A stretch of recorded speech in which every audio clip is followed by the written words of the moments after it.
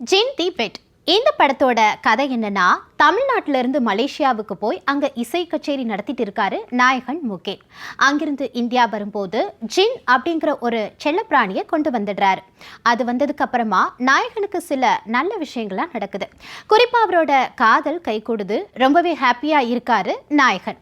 ஆனா ஜின் வந்ததுக்கு அப்புறமா அவரோட குடும்பத்துல நிறைய பிரச்சனைகளும் வருது.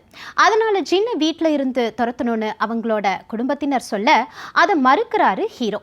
ஒரு கட்டத்துல வேற வழியே இல்லாம ஜின்னை தூக்கி வெளியில போடுறாரு.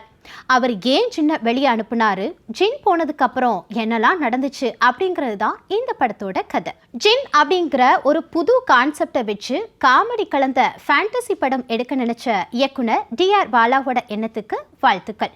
படத்தோட ஆரம்ப காட்சிகள் உண்மையிலேயே சிறப்பாகவும் மிரட்டலாகவும் இருக்கு. ஆனா அதுக்கப்புறமா படம் இலக்கில்லாம போகுது. ஒரு கட்டத்துல கோமாவுக்கு போன நாயகி மாதிரிதான் படத்தோட நிலைமையும் இருக்கு. நாயகன் முகேன் தன்னோட வேலையை சிறப்பா பண்ணியிருக்காரு. ரொமான்ஸ் காட்சிகள்லையும் பாஸ் மார்க் வாங்கியிருக்காரு. அதே மாதிரி நாயகி பாவ்யா ட்ரிகாவும் இயக்குனர் சொன்னதை அப்படியே பண்ணியிருக்காங்க. இமான் அண்ணாச்சி, பாலா சரவணன், வடிவுக்கரசி இவங்க எல்லாருமே சிறப்பான நடிப்பை கொடுத்துருக்காங்க.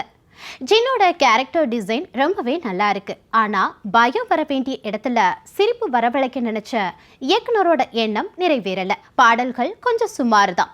ஒளிப்பதிவு நல்லாவே இருக்கு. காமெடி கலந்த ஃபேண்டசி படத்தை கொடுக்க நினைச்ச இயக்குனர் திரைக்கதையில இன்னும் கொஞ்சம் கவனம் செலுத்தி இருந்தா படம் இன்னுமே நல்லா வந்திருக்கும்.